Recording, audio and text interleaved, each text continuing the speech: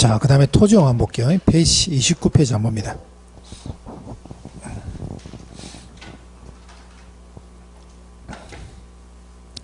자, 페이지 29페이지 보시면은 거기에 부동산의 분류되어 있고 밑에 토지 분류되어 있습니다. 토지용어.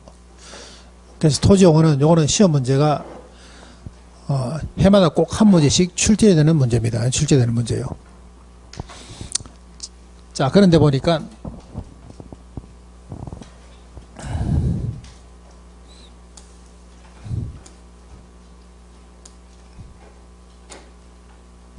자, 토지용어 보니까 칠판에 보니까 지목과는 구별할 것 되어 있습니다. 지목과는 구별할 것. 그러면 지목과 지금 우리가 배우고자 하는 토지용어는 어떻게 다른지 한번 볼게요. 지목과 토지용어는 어떻게 다른지. 자, 예를 들어서 주거용지, 그 다음에 상업용지, 그 다음에 공업용지. 자, 주거용지, 상업용지를 얘들을 갖다가 우리가 지목상으로는 대라 그럽니다. 대. 자, 그 다음에 공장용지, 공업용 용지는 공장용지라 그러죠. 공장용지. 얘를 갖다 우리는 공장용지라 그래요. 그래서 우리가 부호는 장이라고 적습니다. 그러면 지목과 대공장용지 이런 것들은 어디 있습니까 하면은 여러분들 구청에 와보면은 지적소관청이라는 게 있어요. 그 안에 보면 토지대장이라는 게 있어요. 토지대장. 그래서 대장에 그는 쓰는 보호들을 갖다 우리는 지목이라고 합니다. 장부, 대장에 쓰는 그런 보호들을 뭐라 그러고 지목이라 한다 그러고. 그럼 우리는 주상공업용지를 우리는 뭐라 그럽니까 하면 그냥 농지라 그래요. 농지. 무슨 말 아시겠죠? 그래서 우리가 대장에 기록되는 용어하고 여러분들이 구어상으로 일상생활에서 쓰는 용어하고는 다르다. 그러니까 우리가 배우자 하는 것은 지적법 시간에 나오는 지목을 배우는 게 아니고 일상생활에서 쓰는 토지용어를 배운다 봐야 돼요. 자, 그게 뭡니까 하면은 자, 넘겨볼게요. 자, 교과서 한번 넘겨봅니다. 자, 31페이지 보니까 밑에 택지라는 게 있습니다. 택지 부지 돼 있죠. 택지 부지. 자, 그 다음에 밑에 대란 말이 있고, 대 이거는 지목입니다. 대 이거는 지목. 자, 넘겨봅니다. 후보지 이행지 돼 있고, 그 다음 오른쪽에 필지 획지 돼 있고, 그 다음 밑에 대지뱅지 돼 있죠. 그래서 우리가 배우고자 하는 것은 요런 토지용어라 보시면 돼요. 자, 그 다음에 지목을 잠시 한번 보고 갈게요. 29페이지 한번 봅니다. 29페이지. 자, 눈으로만 봅니다. 눈으로만. 거기에 1, 2, 3번에 보니까 전답과수원 돼 있죠. 전답과수원. 자, 전답과수원을 우리는 뭐라 그럽니까 하면 얘를 갖다 우리는 농지라 그러죠. 전답과수원인 것을 농지라 그럽니다. 농지. 자, 그 다음에 8번 구분 한번 볼까요? 8번 구분. 8번 구분에 보니까 대란 말 보이시죠? 공장용지 돼 있죠. 이런 것들은 지목입니다. 대공장용지. 자, 우리는 뭐랍니까 하면 이걸 8번 구분을 합쳐서 택지란 말을 씁니다. 택지. 자, 그 다음 한번 넘겨볼게요. 자, 16, 17, 18, 19번 한번 봅니다. 16, 17, 18, 19번. 제방, 하천, 국어, 유지 이런 것들을 다 지목이라고 합니다. 특히 국어 한번 뽑을게요. 국어. 국어란 것은 뭡니까 하면 또랑입니다. 또랑. 인공적인 수로 이런 걸 갖다 우리는 국어라고 합니다. 국어. 자, 오른쪽에 보니까 25, 26번. 종교용지라 되어 있죠. 뭐 교용지, 사찰용지 이런 말 안 쓰고 종교용지. 그 다음에 사적지 이런 것들은 우리는 지목이라고 합니다. 지목. 자, 그 밑에 1번에 보니까 택지 부지 한번 볼게요. 택지 부지. 자, 여기 보니까 주거용지, 상업용지, 공업용지, 그 다음에 도로가 있고, 그 다음에 철도, 도로철도, 그 다음에 하천이 있다 볼게요. 하천. 주상공업용지 같이 주거용지, 상업용지, 공업용지 이런 토지의 특성이라는 것은 뭡니까 하면 요 세 개는 건축을 할 수 있는 토지라 봐야 돼요. 주거용지, 상업용지, 그 다음에 공업용지 이런 것들은 건축을 할 수 있는 토지입니다. 그러고 여러분들 잘 배워놓으세요. 잘 배워놓으시면 우리 부동산 학교는 여러분들이 나중에 필드 현장 나가지고 일하실 때 용어들을 다 쓰는 것들이에요. 1번 파트부터 해서 8번 파트까지 다 쓰는 것들이에요. 언어 자체를 여러분들이 전부 다 고급화로 쓴다 봐야 돼요. 고급화. 그래서 그걸 비우는 과정이기 때문에 여러분들이 뭐 그냥 듣지 마시고 일상생활에 저걸 꼭 가져갈 거라는 마음으로 여러분들이 비우시면 됩니다. 다시 한 번 더. 주거용지, 상업용지, 공업용지의 특징이라는 것은 건축을 할 수 있는 토지입니다. 맞나요? 이걸 우리는 뭐라 그러는데 이걸 어떤 택지를 한다고. 택지. 공법에서는 대지라 그러죠. 그래서 택지하고 대지는 그러니까 공사하는 사람들은 대지란 말을 많이 씁니다. 근데 감정평가사나 우리 공인중개사는 택지를 많이 써요. 그러면 도로, 철도, 하천 이런 것들. 도로, 철도, 하천 같은 경우는 얘는 뭐가 안 돼요?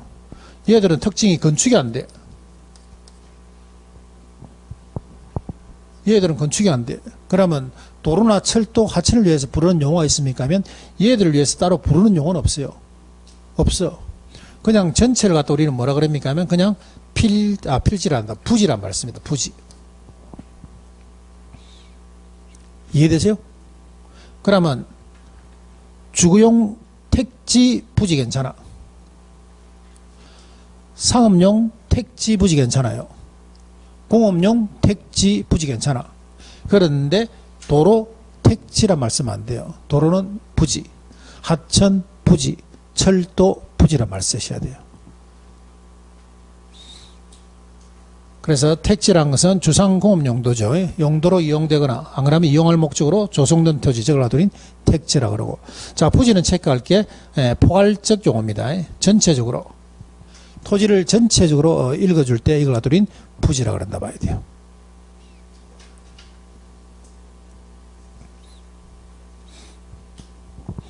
자, 교재에 보시면 31페이지죠. 1번. 택지라는 것은 택지는 감정평가상의 용어로 건축이 가능한 토지입니다. 건축이 가능한 토지를 뭐라 그러고 택지, 주상공업용도 같이 건축이 가능한 토지를 택지. 자, 밑에 이번에 부지죠. 부지라는 것은 건축이 가능한 건축용지 외에도 건축이 불가능한 토지, 하천, 철도, 도로 이런 것들을 전체적으로 포괄적으로 부를 때 이걸 갖다가 우리는 부지라고 합니다. 부지. 됐나요? 자, 넘깁니다. 자, 양가로 4번에 보니까 이번에 후보지하고 이행지가 나옵니다. 후보지하고 이행지.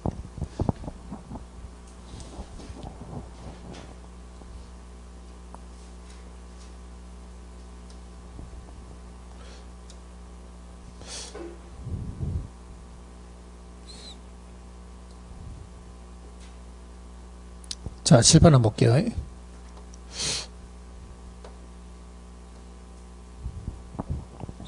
자, 여기 보니까 농지 임야 땅이 있어. 자, 우리가 서울의 집값이 비싼 이유는, 서울의 아파트 값이 비싼 이유는 예? 공급이 안 되죠. 아파트 공급이 안 돼. 공급이 안 되는 이유는, 서울의 아파트가 공급이 안 되는 이유는, 그렇죠. 택지가 없기 때문에. 이제 이런 말을 자꾸 쓰셔야 됩니다. 서울의 아파트가 공급이 안 되는 이유는 뭐 때문에? 택지가 없기 때문에. 땅이 없기 때문에. 그건 이제 학원 오기 전이고. 땅은 천지야. 땅은 천지지고 뭐. 그죠? 옛날 문화재 좀 밀어내면은 천지로 나오잖아.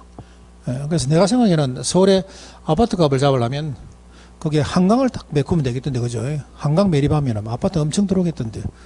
굳이 뭐 한강 조망이래갖고 뭐 아파트 싸울 필요 있나? 그냥 매립해갖고 아파트 싹 다 집어넣으면 되죠. 자, 그래서 우리가 서울에 아파트 가격이 비싼 이유는 뭐 때문에? 공급이 안 되기 때문에. 공급이 안 되는 이유는 뭐 때문에? 택지가 없기 때문에. 우리 양산이라든가 이런 쪽에 아파트 공급이 많이 되는 이유는 전부 다 전부 다 택지로 만들어가 밀어버리죠. 그렇기 때문에 아파트 가격도 싸고 아파트도 계속 이렇게 해서 공급이 된다 봐야 돼요. 자, 그래서 우리가 서울에 아파트 공급이 안 되기 때문에 나온 게 뭡니까 하면 1기 신도시, 2기 신도시, 3기 신도시란 게 나왔습니다. 맞죠? 그러면 신도시의 원래 땅은 뭔데? 전부 다 이런 땅이야. 물론 택지도 있지만은 대부분이 무슨 땅? 농지 임야 땅이에요. 이 땅이 뭐가 된다고? 이렇게 해서 택지가 들어서서 이렇게 신도시가 들어선다 봐야 돼요. 맞나요? 그래서 우리가 3기 신도시 할 때는 이런 어떤 3기 신도시 예정지인 농지 임야 땅을 누가 사가지고 LH 직원들이 사전에 정보 입수해갖고 사가지고 그래갖고 문제가 많이 됐죠. 자, 그 사람들이 사전에 산 이유는 뭐 때문에? 땅 사놓으면 이래 돼요. 평가가 엄청 높아지겠죠. 예, 그래서 수익을 엄청 챙길 수 있기 때문에. 맞나요? 자, 그런데 우리가 농지 임야를 갖다가 개간해서 이렇게 해서 신도시가 들어서는 데까지 시간이 짧다 길다. 엄청 길다 봐야 돼. 아직 3기 신도시는 제대로 되지도 않았죠. 지금 3년 4년이 걸려도 아직 제대로 되지도 않아요. 자, 그렇게 해서 시간이 너무 길게 소요되기 때문에 이 중간 과정의 토지, 전환 과정의 토지 얘를 뭐랍니까 하면 후보지라고 합니다. 뭐란다고요? 후보지라고 그래요. 그래서 우리가 대통령이 되기 위해서는 뭘 거쳐야 되고 대통령 후보를 거쳐야 되고 하다못해 초등학교 반장이 되기 위해서도 뭘 거쳐야 됩니까? 반장 후보를 거쳐야 돼요. 이래서 전환 과정의 토지, 전환 과정의 토지를 요걸 뭐라 그럽니까? 후보지라고 그래요. 그럼 후보지하고 이행지는 어떻게 틀립니까? 한번 볼까요? 후보지하고 이행지는 어떻게 틀립니까? 하게 되면은 후보지라는 것은 이와 같이 농지 임야죠. 농지나 임야 이런 땅을 뭐로 택지로 전환 과정의 토지라 보시면 돼요. 농지 임야의 땅을 뭐로 간다고? 택지로 가는 경우를 갖다 우리는 뭘 한다고? 이걸 후보지라고 그래요. 그러면 후보지가 되려면 어떻게 됩니까? 하면은 자, 논이 뭐가 돼야 되고 주거용지가 돼야 되고 여기 논이죠. 논이 뭐가 돼야 되고 주거용지가 돼야 되고 상업용지가 되고 공업용지가 되면 이걸 후보지라고 그래요.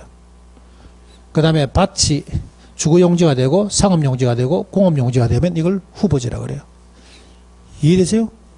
그러면 후보지라는 것은 이러한 택지농지 임지 용도지역 상호간이란 말이 나와요. 용도지역 상호간의 중요한 것은 전환 과정의 토지입니다. 전환된 데만 안 돼. 전환 과정의 토지를 말한다고 이걸 후보지라고 합니다. 후보지.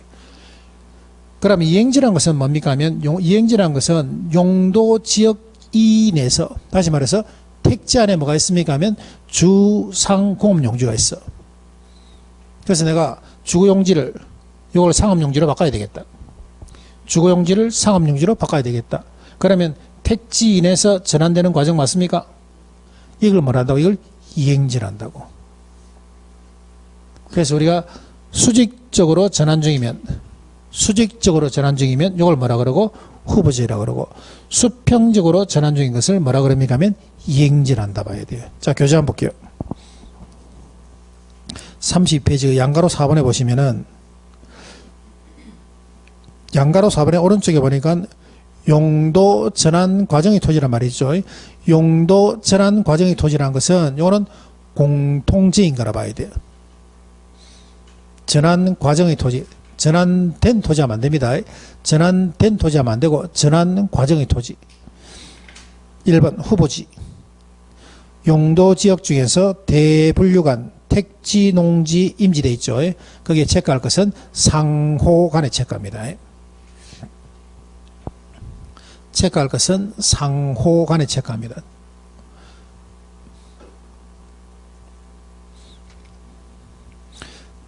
전환되고 있는 토지를 말한다. 자, 이행지 한번 봅니다. 이행지라는 것은 용도지역의 분류 중에서 세분된 지역, 택지, 농지, 거기 보니까 내에서란 말 보이세요? 택지, 농지, 내에서란 말 보이세요? 네, 내에서 용도가 전환 중인 토지를 이행지라 하고 있습니다. 체크할 때는 가장 체크 잘하는 사람은 제가 하라는 것만 체크하죠. 근데 거기다 줄 다 끊는 분들 계세요. 여러분들이 체크하면은 줄 다 꺼야 돼요. 그래서 체크는 제가 하라는 부분만 체크해 주세요. 그게 여러분들이 복습하기도 엄청 좋아. 그럼 내가 체크하라는 부분, 그 부분만 잘 이해하시면 돼요. 그 부분만. 그럼 여기서 이해할 것은 용도지역 상호간이란 말과 용도지역 이내란 말을 구분하시면 돼요. 그럼 시험에 나올 땐 그래 놓겠죠. 이래 놓는다니까. 다른 말보다는. 그럼 용도지역 상호간이라는 것은 뭡니까 하면 이거죠, 이거. 택지, 농지, 임지, 요거. 요렇게 되는 것을 뭐라 그러고? 후보지. 용도지역 이내라는 것은 이거죠, 이거. 여기서 왔다 갔다 하는 거. 이래 되는 걸 뭐라 그럽니까? 이행지라고 합니다. 후보지, 이행지 됐나요? 자, 공통적인 말은 뭔데? 공통적인 것은 전환 과정의 토지. 공통적인 것은 전환 과정 또는 전환 중 또는 전환되고 있는. 공통적인 것은 전환 과정의 토지 또는 전환 중 또는 전환되고 있는 토지. 그럼 틀린 거는 어디서 차이 납니까 하면 용도지역 상호간이란 말과 용도지역 이내란 말이 틀린다 봐야 돼. 그래서 상호간의 전환 중이면 이걸 뭐라 그러고? 후보지. 이내에서 전환 중인 것은 이행지라고 보시면 됩니다. 됐습니까? 자, 그 다음 오른쪽에 한번 볼게요. 필지, 획지.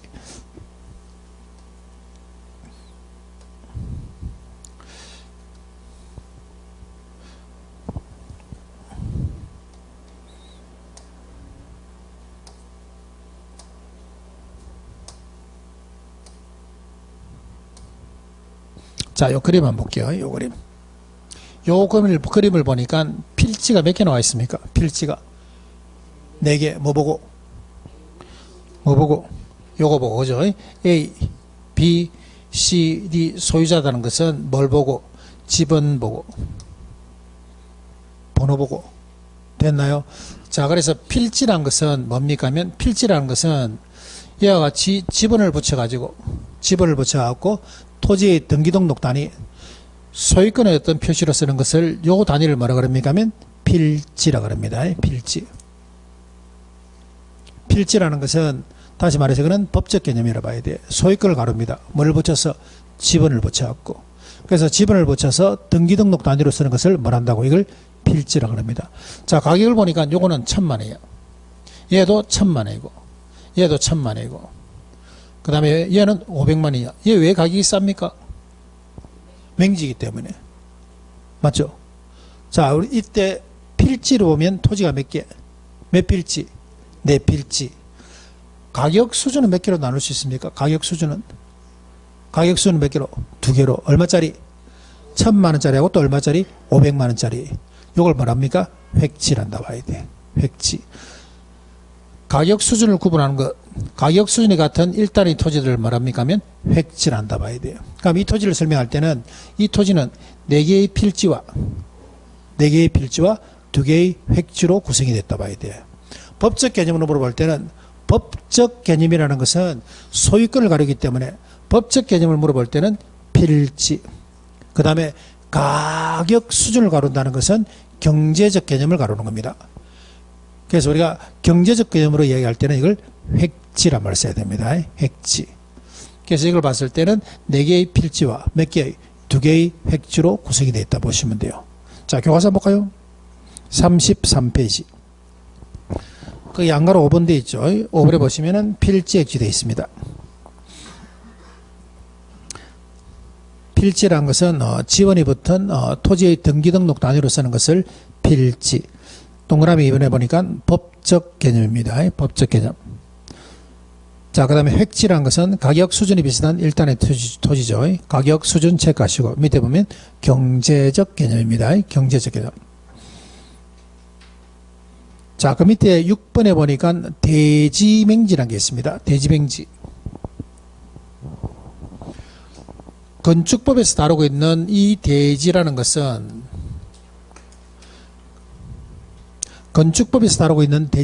요거는 한문이 어떻게 됩니까? 하면 이렇게 됩니다. 요 밑에다가 흑토자가 들어와서 이 대지가 된다 봐야 돼요. 근데 요 대지는 어떻게 됐습니까? 하면 요 흑토자가 아니고 뭐 어떻게 됐어요? 밑에 오도자가 들어갔고 요 대자는 얘는 자루대자입니다. 자루대자. 난 도저히 이해가 안 가네. 분명히 빨간 색깔이 다 나와야 되는데 얘는 왜 나와요? 그죠? 많이 눌려서 그렇나? 자, 여기는 우리가 여러분들 아는 대지는 여기 밑에 흑토자 들어갑니다. 흑토자. 근데 여기는 오도자 들어가. 오드자 들어가는 것을 이걸 뭐라 그럽니까 하면 자루대자라 그럽니다. 자루대자. 옛날에 우리가 못 살 때 형제나 자매들끼리 옷을 같이 입었죠. 그래서 특히 동생이 언니 옷을 뒤집어 쓰고 밖에 나가는 경우가 많아요. 그러면 키 작은 동생이 키 큰 언니 옷을 뒤집어 쓰면은 나가면은 그때 부모들이 뭐라 했냐면은 제발 니 그 자루 같은 옷 좀 집어치워라 그러거든. 제발 그 자루 같은 옷 좀 입증하라 그랬어. 그래서 여기다가 옷 어자를 넣게 되면 얘가 뭐로 바뀝니까 하면 자루 대자로 바뀝니다. 아시겠죠? 그래서 자루 대자 요거는 대지라 봐야 돼. 55번 요거 자루같이 생겼으면서 좁은 통로의 토지, 요걸 뭐라 그럽니까? 자루 대자의 대지라 그래요. 그 다음 요거는 뭐가 되겠습니까? 요거 맹지의 특징이 하나 있죠. 예, 특징. 물론 도로에 접하지 않았죠. 물론 도로가 안 보여요. 맹인이 뭡니까? 안 보이는 거야. 맹지도 안 보이는 거예요. 뭐가? 도로가 안 보여. 그래서 도로가 접한 부분이 없는 토지를 맹지라는데 특징이 뭐가 특징입니까? 얘는 뭐가 안 돼? 건축이 안 돼. 우리 토지에서 유일하게 건축이 안 되는 토지가 맹지입니다. 맹지.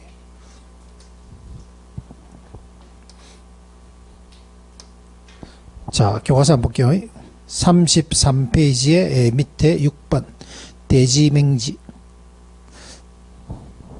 1번에 보니까 대지돼 있죠. 대지.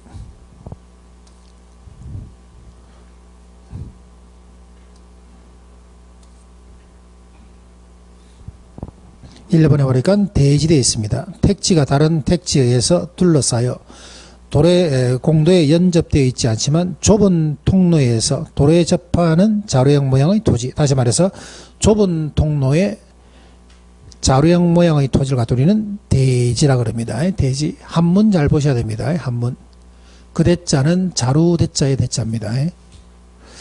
그 다음 두 번째 맹지죠. 맹지라는 것은 둘째 줄에 건축법상 뭐가 안 된다? 건축이 안 됩니다. 건축이 불가능한 토지를 맹지라 그럽니다. 그리고 유튜브 같은 데 보면은 맹지 사가지고 도로 내에서 건축하는 법 이런 거 엄청 많이 나와요. 자, 그 다음에 양가로 7번 한번 볼게요. 7번에 보니까 뭐가 나옵니까? 나지 건부지 나옵니다. 나지 건부지. 자, 7번 한번 볼게요. 자, 이런 어떤 토지가 있습니다. 이 위에 아무것도 없어. 얘는 이쁜 이렇게 해서 집이 하나 딱 있습니다.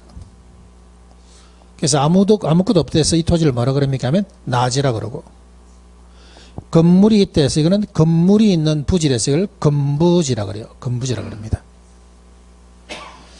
자, 이 토지 자체만 내가 매매를 한다면은, 토지 자체만 매매하게 한다게 되면 나지 평가액이 높겠습니까? 건부지 평가액이 높아요?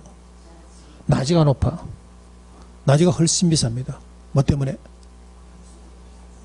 요것 때문에 그렇죠. 요거 사법상의 제한이 뭐하기 때문에? 없기 때문에. 사법상의 제한이 없기 때문에. 내가 토지를 산다는 것은 이 토지를 통해서 사용 수익을 챙기려고 그래. 이 토지를 통해서 사용 수익을 챙기려는데 얘는 위에가 아무것도 없어. 그래서 내가 토지를 활용하기 너무 좋아. 근데 이 토지를 활용하면 얘가 꼭 늘리고 있어. 건물이 꼭 늘리고 있죠. 그럼 이 건물이 뭘 갖고 있습니까 하면 건폐율, 용적률, 여러 가지 권리가 다 가지고 있어. 그럼 이 토지를 활용하려면 이 건물이 갖고 있는 여러 가지 권리 안에서 내가 행동을 해야 되기 때문에 불편해. 이해되세요? 그렇기 때문에 사법상의 제한이 없는 나지 평가액이 사법상의 제한이 있는 건부지 평가액보다는 어떻다? 높다는 겁니다. 그래서 이런 말을 갖다 우리는 뭐라 그럽니까 하면 건부지 가격이 싸대서 건부 감가라 그럽니다. 뭐란다고요? 이걸 갖다 우리는 건부 감가라 그래요. 그래서 우리가 나지 건부지를 봤을 때, 나지 건부지 평가액을 봤을 때는 건부지 가격은 나지 평가액보다 낮더라. 그래서 원칙을 뭐란다고? 건부 감가라고. 그러면 건부지가 왜 싼데 하게 되면은, 건부지가 왜 싼데 물으면 그때는 토지를 사용 수익할 수 있는 제한하는 사법상의 제한 때문에 싸다 이래 보시면 돼요. 그러면 이 토지를 사가지고 싼 토지를 샀는데 내가 이 토지의 활용도를 높이려면 어떻게 됩니까? 철거해야 돼요. 철거비가 엄청 많이 들겠죠. 엄청 많이 된다 봐야 돼. 그래서 나지 평가액이 건부지 평가액보다 어떠다? 비싸다는 겁니다. 됐나요? 이걸 말한다고 건부 감가란다고. 이걸 말한다고 건부 감가란다고. 자, 그래서 교과서를 보시면은 그 밑에 34페이지에 보시면은 그게 보충학습 안 봅니다. 보충학습.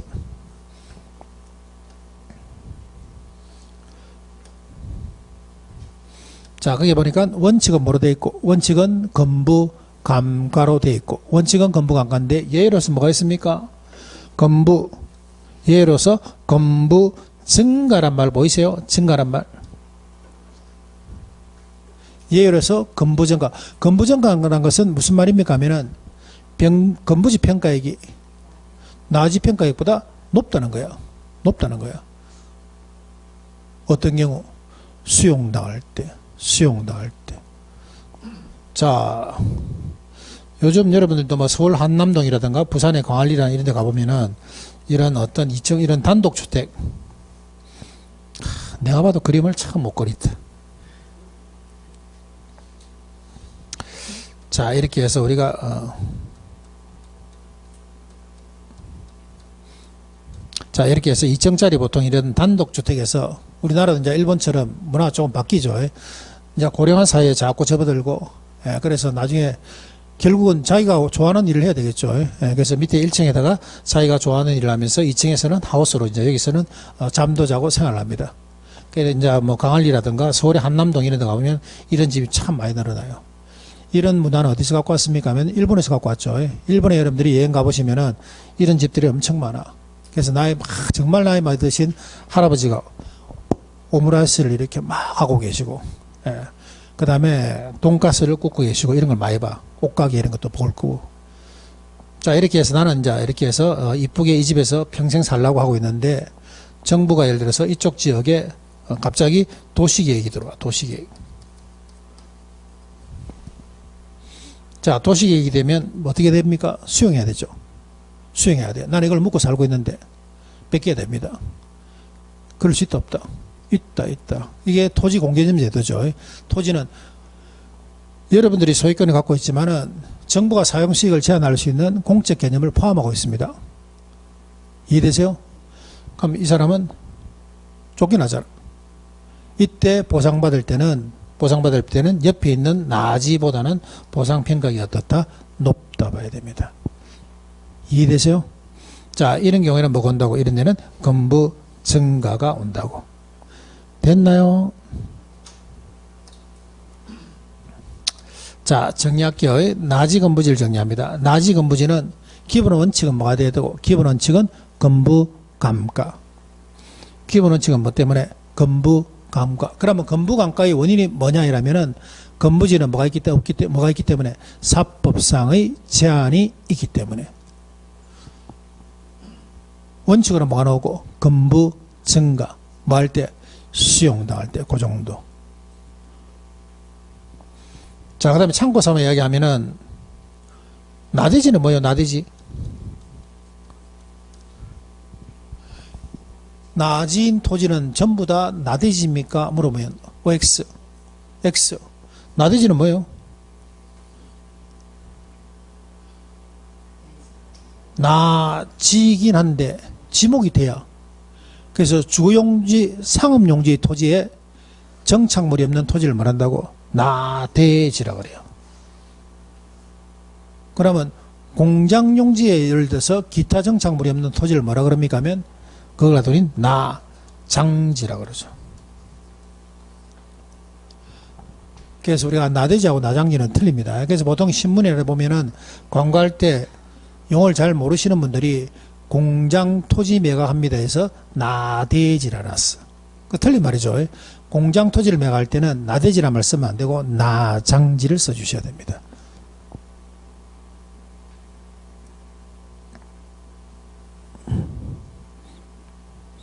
자, 그 다음 오른쪽에 보니까 공지, 공한지, 10번에 휴한지, 유휴지가 있습니다.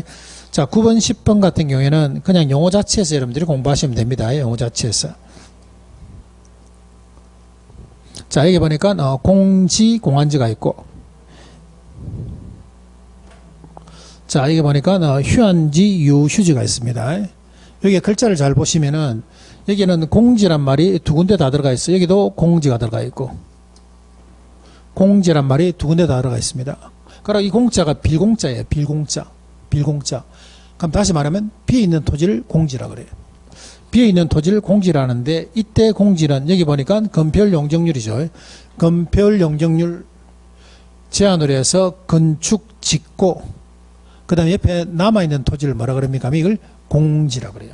자, 이런 거죠. 여기가 예를 들어서 대지 면적에, 자, 건축 면적이 한 50% 정도. 여기다가 이제 용적률 쌓았고 건물 지었습니다. 이거. 그러면 여기 건물 짓고 남아있는 토지 이런 거 있죠. 이걸 뭐 한다고? 공지를 한다고. 그러면 공지란 말이 설명을 하려면 오른쪽에 뭐가 나와야 됩니까? 건폐율, 용적률 이런 말이 나와야 돼요. 건폐율, 용적률용으로 건물 짓고 남아있는 토지를 말한다고? 공지를 한다고. 그러면 공한지라는 것은 뭡니까 하면 이건 돈한지입니다. 돈한지. 공한지라는 것은 얘는 무슨 말이 나와야 됩니까 하면 도시토지란 말이 나와야 돼요. 도심지 안에서 여러분들이 쇼핑몰 같은 거 센터 안 짓고 그냥 비워두고 주차장으로 쓰는 토지 있죠. 그런 토지를 갖다 우리는 공한지라 그래요. 공한지. 뭐 때문에? 요것 때문에 지가 상승 기다립니다. 지가 상승만을 기대하고 개발 계획도 없이 방치하고 있는 토지를, 이런 토지를 갖다 우리는 공한지라 그럽니다. 공한지. 일종의 주차장이라 보시면 돼요. 돈한지입니다. 돈한지. 자, 그 다음에 휴한지하고 유휴지는 앞에 있는 요거 휴자. 요 휴자가 무슨 휴자입니까 하면 얘는 실휴자입니다. 그래서 쉬는 토지를 뭐라 그러고 휴한지. 요 유자는 얘는 놀유자야. 노는 토지를 갖다가 우린 유휴지라 그럽니다. 유휴지. 그래서 휴한지는 지금까지 농사를 계속했죠. 농사를 계속 하다가 조금 이렇게 해서 쉬어야 될 시점에 한 3개월 정도 또는 1년까지도 조금 비어있는 토지를 뭐라 그러고 휴한지라 그러고, 유휴지는 목적을 가지고 땅을 사놨어. 근데 그 목적대로 안 쓰고 비워두죠. 이걸 말한다고 유휴지라 그럽니다. 여기 양산 사시는 분 계실지 모르겠지만은 양산에 유지가 많죠. 부산대학병원이 부산대학 옆에다가 땅을 크게 사놨어. 그대로 놔놨죠. 그걸 말한다고 유휴지라 말습니다. 그래서 우리가 휴한지란 말과 유휴지란 말은 틀립니다. 그때는 우리는 뭐만 맨 앞에 글자만 보시면 돼. 놀유자하고 그 다음에 여기에 실유자 요거만 보시면 돼. 넘어오면 안 됩니다. 절대 넘어오지 마시고 맨 앞에 글자만 보시면 돼요. 자, 교재 한번 볼게요. 35페이지 9번. 9번에 보니까 공지, 공한지. 1번에 공지를 보니까 건폐율 용적률이죠. 건폐율 용적률 등의 제한으로 해서 건축하고 남아있는 토지. 공한지라는 것은 도시토지입니다. 도시토지. 지가 상승을 위해서 남겨둔 토지. 10번에 휴한지죠. 휴한지. 정상적으로 쉬게 하는 토지. 그 다음에 유휴지는 요거는 놀리고 있는 토지를 유휴지라 그럽니다. 유휴지. 자, 밑에 법지, 빈지 그림 한번 볼까요? 자, 법지란 것은 이런 어떤 집과 집 사이입니다. 이런 게. 요런 땅. 특히 이런 건 이제 부산가면 많죠. 부산 가면 이제 6.25 사변 때 피난민들이 많아갖고 집과 집 사이에 이렇게 기울어진 땅 놓고 이렇게 해서 서로 이렇게 살고 그랬죠. 뭐 영도라든가 뭐 청학동, 삼복도라든가 감천문화마을, 저 수정도 꼭대기 이런 데 가보시면은 이런 집들이 좀 있어. 그래서 이 땅을 뭐라 그럽니까 하면 이 땅을 법지라 그럽니다. 법지. 자, 법지는 소유권이 있습니다. 보통 이제 위에 사람이 가지고 있죠. 소유권이 있는데 뭐가 있어? 없어. 활용실이 없어. 쓸 데가 없어. 자, 이와 비례해서 우리가 바닷가가 보시면은 바닷가 물 들어오는 데서부터 위에 도로까지 요 중간을 갖다 우리는 뭐라 그럽니까 하면 백사장이라 그래요. 백사장. 주인이 있다 없다? 없다. 활용실이 있다 없다? 있다. 지금도 해운대 가면 뭐 비축전이 뭔가 하고 있죠. 이런 거. 이런 땅을 갖다 우리는 뭐라 그럽니까? 빈지라 그럽니다. 빈지. 이런 땅을 갖다 우리는 빈지라 그래요.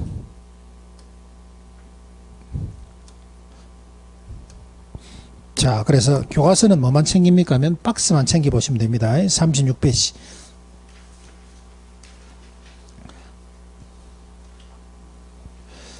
36페이지 보시면은 법지라는 것은 법자가 들어가 있죠. 법자가 들어가 있기 때문에 소유권은 인정이 되지만 이용 가치가 없는 토지를 법지. 빈지라는 것은 소유권 없죠. 법자가 없기 때문에 소유권 없어. 그런데 이용 가치가 있는 것을 빈지라고 합니다. 빈지.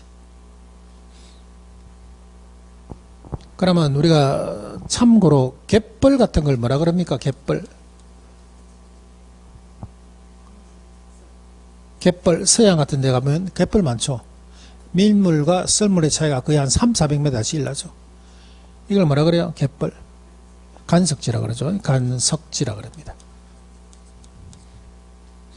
갯벌에다가 이걸 갖다가 육지로 만들면 뭐가 됩니까? 육지로 만들면 간척지가 되죠. 간척지. 그래서 빈지, 간석지, 간척지 다 틀립니다. 이런 용어도 여러분들 좀 기억해 놨다가 동해안 같은 데는 이런 게 없지만 서해안 저쪽으로 놀러 가 보시면은 앞에 쭉 보면 앞에 노을 지는 데 보면 물이 쫙 이래 빠져 있어. 그럼 애들한테 설명할 때도 내 바닷가라고 설명할 수 없죠. 이런 것들을 간석지라 한다. 건물 지역과 육지로 만드는 것은 간척지라 한다. 이렇게 여러분들이 설명도 알 줄 있어야 됩니다.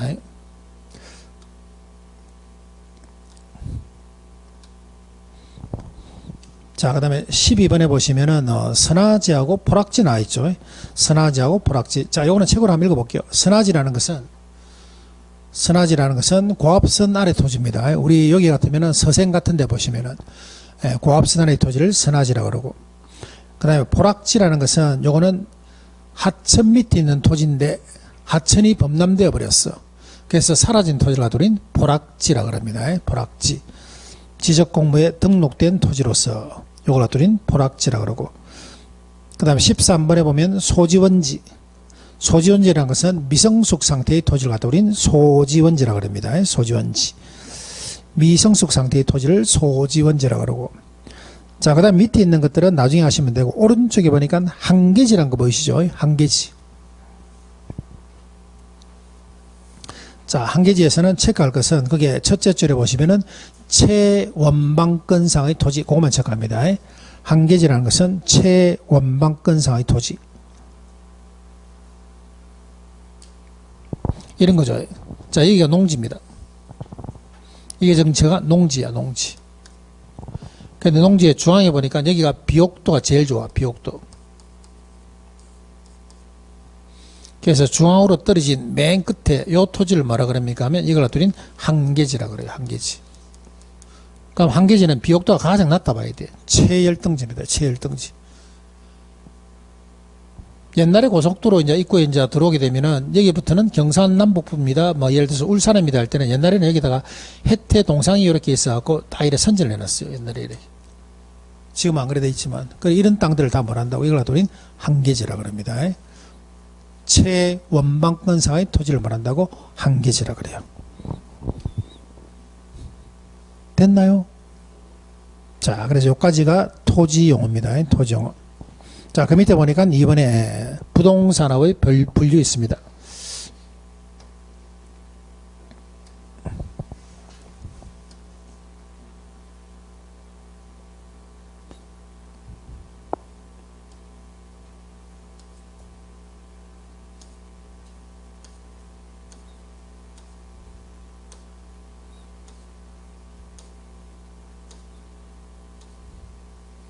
자, 여기 나와있네. 자, 요거는 칠판 한번 볼게요.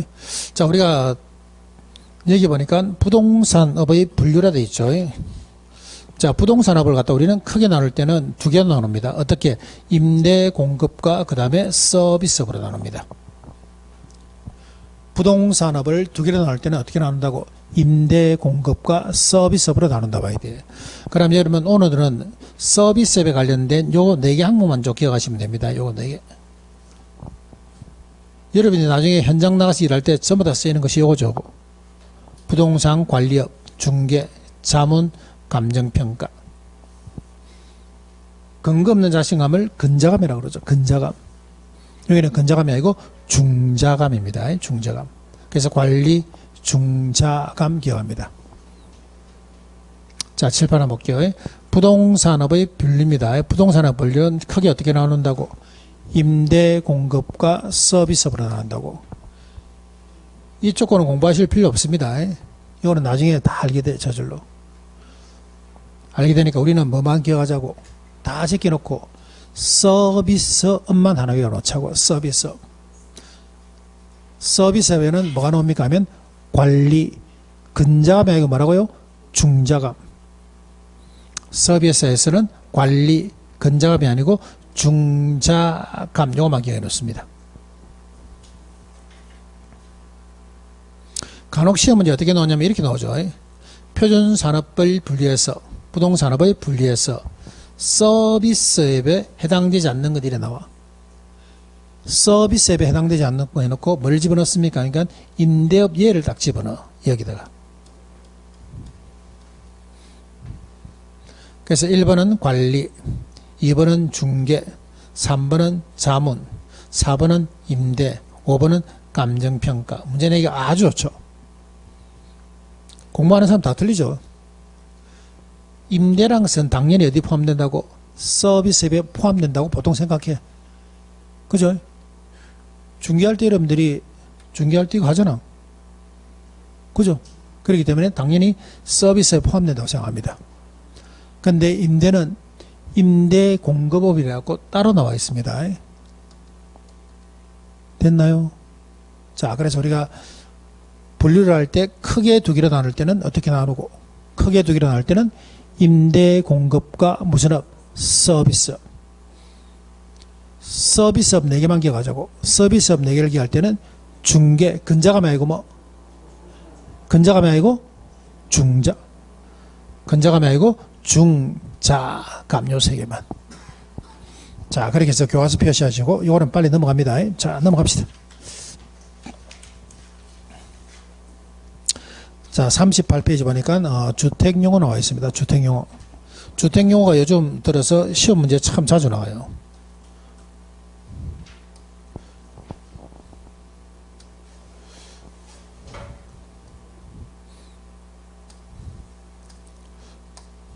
자, 요거 한번 볼게요. 자, 주택용어에서는 거기 보니까 교과서 보시면 1번에 뭐가 나와 있고 1번에 단독주택이 있고 2번에 뭐가 나와 있습니까?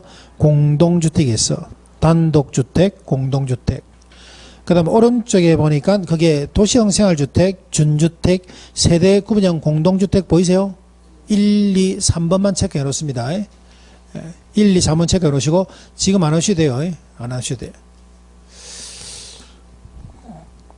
자, 7번 한번 볼게요. 자, 우리가 단독주택이라는 것은 말 그대로 뭡니까? 이거는 단독주택이요. 단독이라는 것은 어떤 의미를 갖고 있습니까? 하면은 여기는 등기가 몇 명입니까? 몇 명이요? 한 사람이요, 한 사람. 여기는 말 그대로 공동주택입니다. 등기 명의자가 몇 명? 그럼 여기는 여러 명이라 봐야 돼요. 여러 명. 그럼 여기 나오는 것들은 전부 다 등기 명의가 한 사람. 여기는 뭡니까? 호실당 등기가 다 되어 있다 봐야 돼요. 호당 등기가 다 되어 있습니다. 자, 예를 들어서 이게 3층짜리죠. 3층짜리. 호실이 이렇게 해서 9개 있어.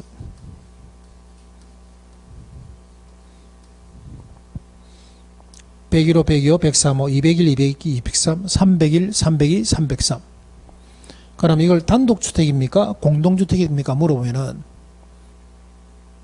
몰라. 등기 봐야 되죠. 이게 한 사람 명의로 되어 있으면 요건 뭐가 됩니까? 단독주택. 근데 101호, 102호, 103호 전부 다 따로 등기가 됐으면 이거는 뭡니까? 공동주택이라 봐야 됩니다.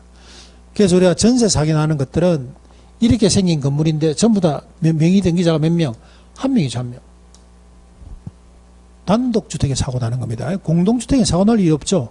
공동주택은 등기부 떼보면 되잖아. 근데 단독주택은 이거 등기부 뗀다 하더라도 이 금액이 이 사람들이 보증금으로 받아낸 금액이 들어갔다 안 들어와 있다? 안 들어와 있죠. 몰라. 근데 공동주택 같은 경우는 요거 등기부 내가 이게 들어갈 건데 이 사람이 얼마나 빚이 있는가 떼보면 등기부 딱 떼보면 돼. 이해되세요? 그래서 우리가 단독주택과 공동주택의 의미라는 것은 단독주택이라는 것은 건물이 어떻게 생겼든 간에 등기 명의자가 한 사람입니다. 공동주택이라는 것은 이거는 구분 등기가 되어 있다 보시면 돼요. 구분 등기.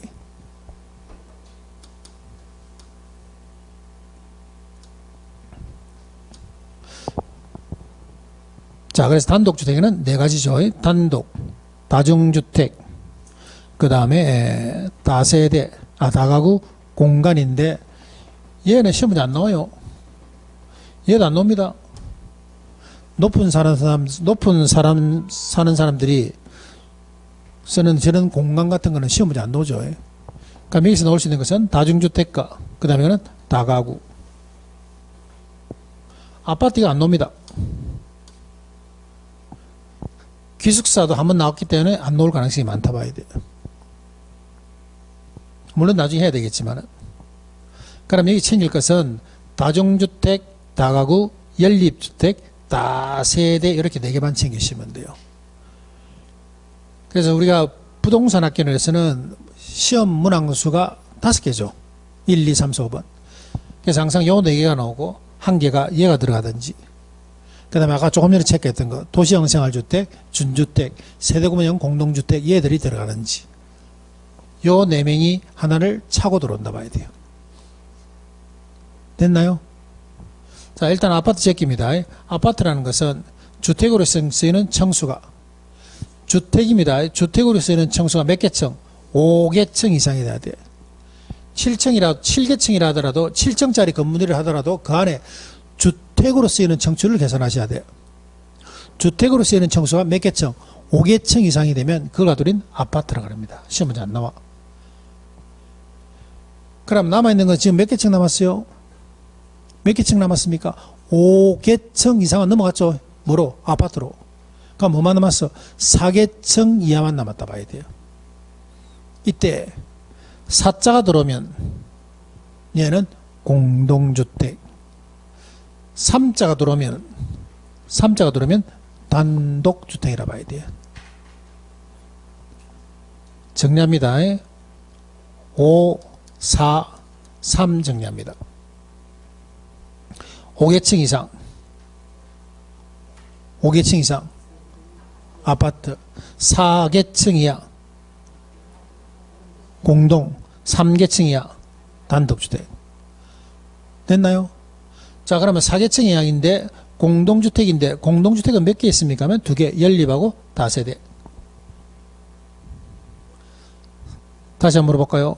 5개층 이상은 아파트, 4개층 이하는 연립 다세대, 3개층 이하는 다중주택 아니면 다가구라 봐야 돼요.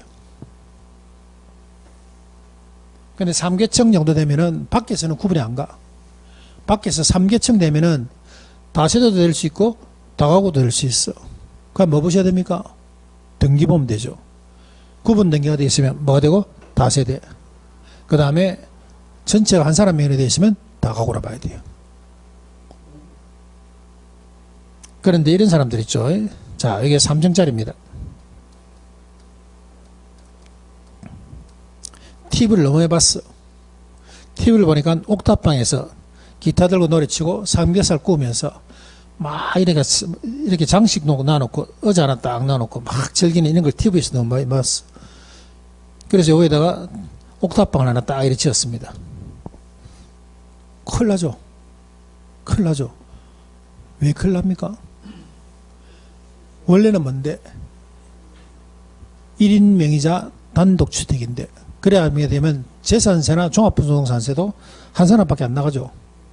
그런데 옥탑방 딱 들어서게 되는 순간에 이게 뭐가 바뀝니까? 공동주택으로 바뀌는 바람에 호당 세금이 따로 다 나온다 봐야 돼. 그래서 이런 거 할 때는 물론 지을 수도 있습니다. 지으려면은 구청에 전화하셔갖고 구역이라든가 면적을 갖다 정확하게 알아가지고 거기에 맞춰서 하셔야 돼요. 그래 안 하고 엉뚱하게 지었는데 고발만 안 당하면 되죠. 예, 고발만 안 당하면 되는데 누가 고발했다면 이건 난리 납니다. 됐나요? 자, 그만큼 단독주택하고 공동주택이라는 것은 차이가 많습니다. 명의 몇 사람? 한 사람. 여기는 여러 명이라 봐야 돼요. 자, 그래서 우리는 숫자 기억하자고. 543. 5, 4, 3. 얘는 아파트, 얘는 이제는 공동주택이라 하면 안 되고 두 개를 이야기하셔야 돼요. 4. 연립 다세대. 3. 다중주택 다우. 됐나요? 자, 그 다음에 구분하는 것은 한개동의 바닥면적 연면적이라 그러죠. 한개동의 바닥면적 합계가 전부 다 기준이 660제곱미터입니다. 전부 다 기준이 660제곱미터예요. 저도. 그런데 초과되면 뭐가 됩니까? 연립주택. 다시 말해서 이거는 200평 이상이란 말이죠. 그래서 이런 걸 갖다 우리는 뭐라 그럽니까? 연립주택 다세대를 갖다 우리는 뭐라 그래요? 여러분들은 빌라라죠, 빌라. 그 연립주택은 이걸 갖다 우리는 호화빌라라 그러죠. 연예인들 사는데. 됐습니까? 자, 그럼 한번 물어볼게요. 5는 뭐라고? 아파트. 4는 연립하면 다세대인데 초과란 말이 나오면 연립. 그냥 이하란 말이 나오면 다세대. 자, 3으로 나오는 것은 뭐 있습니까? 3. 다중, 그 다음에 다우. 얘는 똑같아. 3계층 이하이면서도 660제곱미터 이하. 조건이 똑같습니다.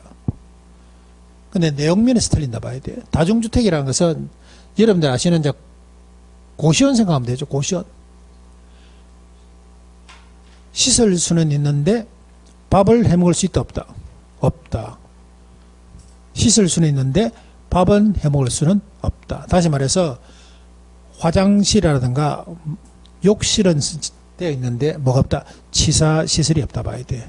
이걸 우린 다중주택이라고 합니다. 그래서 치사시설이 없다는 말을 쓸 수도 있고 독립된 주거 형태를 갖추지 아니했다 그랬을 수도 있죠.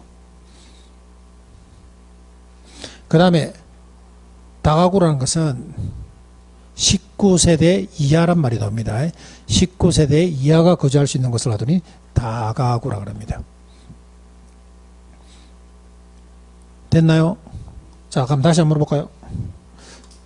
자, 이런 것들은 그냥 한번 외워버리는 게 낫죠. 그냥 공부할 때 한번 외워버리는 게 훨씬 낫습니다.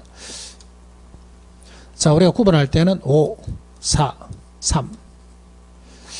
왜 이렇게 나오는지 모르겠네. 얘는 뭐가 되고? 아파트. 얘는 연립하면 다세대. 이때 초과란 말이 나오면 연립, 이하란 말이 나오면 다세대. 얘는 다중하면 다가구. 이때는 조건이 똑같죠. 3계층 이하이면서도 660제곱미터 이하란 말 똑같아. 그런데 독립된 주거 형태를 갖추지 않았다면 다중. 19세대 이하가 거주할 수 있다면 다가구. 자, 이렇게 여러분들이 조금 외워봤습니다. 자, 한번 넘겨볼까요?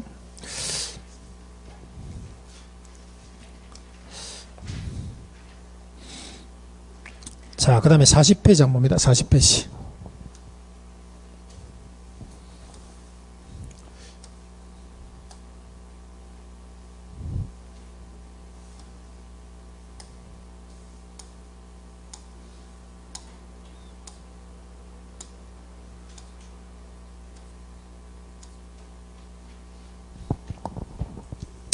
자, 40페이지 보시면은 토지의 특성이라는 게 나옵니다. 토지의 특성.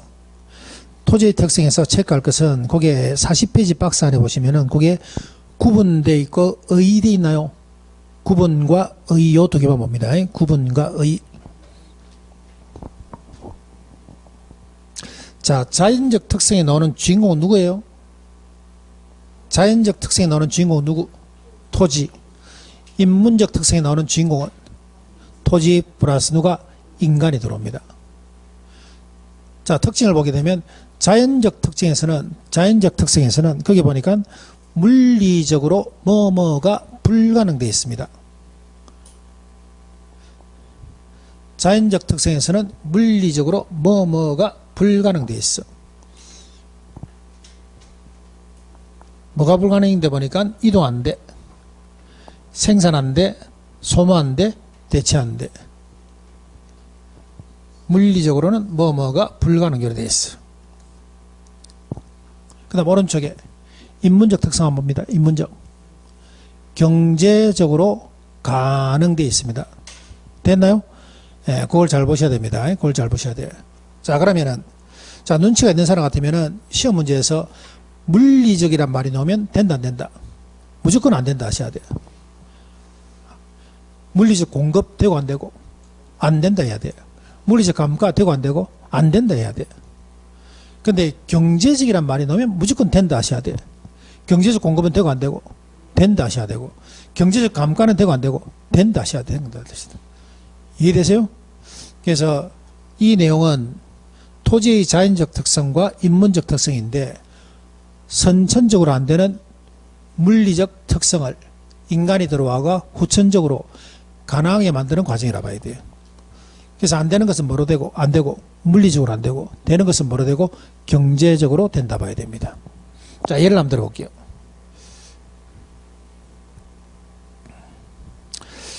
자, 우리나라에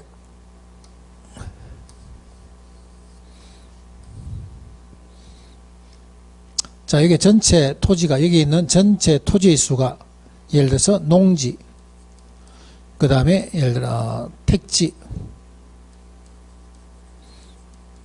그 다음에 임지가 있다 볼게요. 임지. 그림이 좀 그렇네.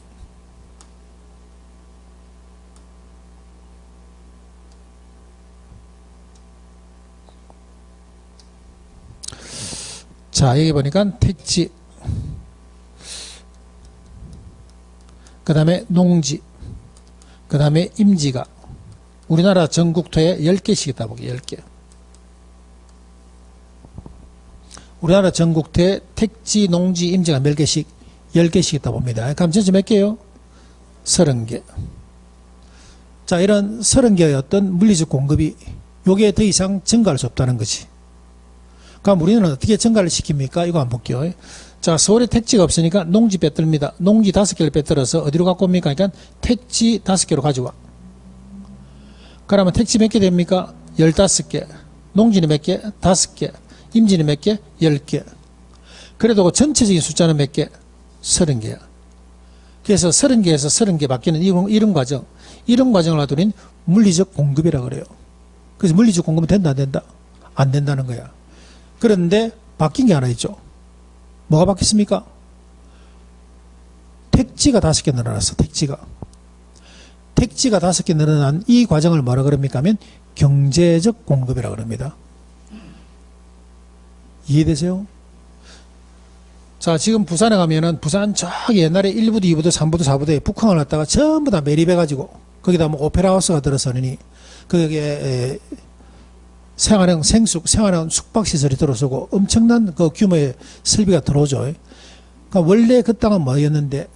바다였는데 그걸 매립해가지고 뭐로 만들어서? 택지로 만들어갖고 사업시설이 들어왔습니다. 그래서 그런 공급을 뭐 한다고? 경제적 공급이라고 그래요. 부산의 마린시티 마찬가지죠. 마린시티도 안에 전부 다 뭐였는데? 바다였는데 그걸 매립해갖고 아파트들이 막 들어왔어. 그런 공급을 뭐 한다고? 경제적 공급이라고 한다니까. 경제적 공급. 물리적 공급이 아니고 무슨 공급? 경제적 공급이라고 그런다니까. 그렇기 때문에 물리적 공급이 나오면 되고 안 되고, 안 되고, 경제적 공급이 나오면 되고 안 되고, 된다 봐야 돼. 자, 그래서 자, 일단은 우리가 여기 보니까 토지의 자연적 특성이라는 것은 토지 자체에서 물리적으로 안 되는 것을 토지의 자연적 특성이라고 합니다. 자, 그 다음 인문적 특성이라는 것은 뭔데 하면은 토지에다가 누가 들어와서 인간이 들어와죠. 토지에서 인간이 들어왔고 이렇게 해서 경제적으로 대여금 만드는 것을 갖다는 인문적 특성이라고 합니다. 이해됐나요?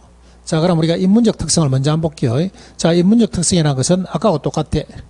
원래 우리나라에 택지가 몇 개였는데 10개였고 농지가 몇 개였는데 10개였고 그 다음에 임지가 몇 개, 임지가 10개, 전체가 몇 개였는데 30개였는데 이때 서울에 택지가 없어갖고 농지 5개를 뱉들어 옵니다. 그래서 택지가 15개, 여기가 5개, 요게 10개, 전체가 몇 개? 30개. 물리적 공급은 되고 안 되고? 안 된다는 거야. 그러면 이런 공급을 뭐라 그럽니까? 택지가 10개에서 5개 늘어난 이런 공급을 뭐라 그래요? 경제적 공급이라 그래요. 경제적 공급. 어떤 목적에 의해서? 용도의 다양성에 의해서 있는 용도를 어떻게 해라? 다양하게 써라. 어떤 목적으로? 최유효용의 목적으로. 최유효용이라는 게 뭡니까? 최고 최선의 베스트죠. 최고 최선의 베스트다. 여러분들이 하루하루를 갖다가 최유용으로 사는 것은 어떻게 사는 거예요? 열심히 공부하고 열심히 먹고 저녁 되면 열심히 술 마시고 열심히 자고 이거야 이거. 이걸 갖다 우리는 인문적 특성이라고 합니다. 됐나요? 누가 들어왔습니까? 여기서 누가 들어왔어요? 인간이 들어와서 인문적 특성을 만듦으로써 어떤 현상이 일어났습니까 하면 요 세 가지 현상이 일어났다 봐야 돼요. 첫 번째는 용도의 다양성, 두 번째 토지 합할 수 있죠. 쪼갤 수도 있죠. 병합 분할의 가능성. 자, 그리고 이거 세 번째는 옛날에 토지가 옛날에 우리 할아버지 할머니가 여기에 산 밑에다가 이렇게 해서 농지를 갖다가 다 이렇게 해서 갖고 계셨는데 죽어서 상속을 받았어. 돈이 안 돼. 그래서 조상욕을 한참 하고 있었는데 어느 날 갑자기 개발계획이 들어왔고 이게 도로가 뻥 뚫힙니다. 보상받으면서 갑자기 가치가 올라갔죠. 그때부터는 뭐라고 살아야 됩니까? 아버님 어머님 감사합니다 하고 살아야 되겠죠. 맞죠? 요게 위치의 가변성이라 봐야 돼요. 사회, 경제, 행정으로 인해서 없는 토지가 펑 뚫히갖고 위치의 가치가 어떻다? 변했다 봐야 돼요. 위치의 가치가 어떻다? 상승했다 봐야 됩니다. 그러므로써 평가액이 엄청 올라갔다 봐야 돼요. 이걸 가두린 위치의 가변성이라고 합니다. 누가 이렇게 했습니까? 원래 나누면 안 되죠.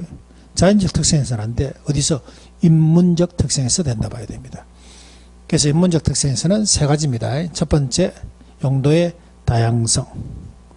그 다음에 병합 분할의 가능성, 위치의 가변성. 용도위라 그러죠. 용도위라 그럽니다. 됐나요? 자, 교재 한번 볼까요? 자, 교재 보시면 44페이지 먼저 한번 볼게요. 44페이지.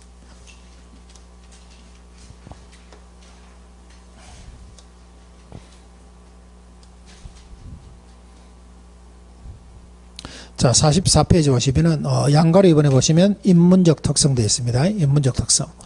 인문적 특성에서 동그라미 1번 용도의 다양성이죠. 용도의 다양성. 기억에 보시면 거기에 최유효용의 판단. 최유효용의 판단에 의해서 니은 물리적 공급은 불가능하지만 용도의 다양성으로 인해서 이용 전환을 통한 경제적 공급은 가능하다. 그게 경제적 공급 가능. 그 세 개만 체크하시면 됩니다. 용도의 다양성, 최유효용, 그 다음에 경제적 공급은 가능. 이렇게만 체크하시면 돼요. 자, 오른쪽에 병합분할의 가능성은 타이틀만 기억합니다. 타이틀만. 병합분할의 가능성, 병합할 수도 있고 분할할 수도 있다. 동그라미 3번에 보시면 위치의 가변성, 위치에 따라서 가치가 달라지더라. 그것도 타이틀만 기억하시면 됩니다. 요 세 개가 인문적 특성이라고 봐야 됩니다. 됐나요? 자, 좀 쉬고 자연적 특성 보겠습니다. 조금 쉬겠습니다.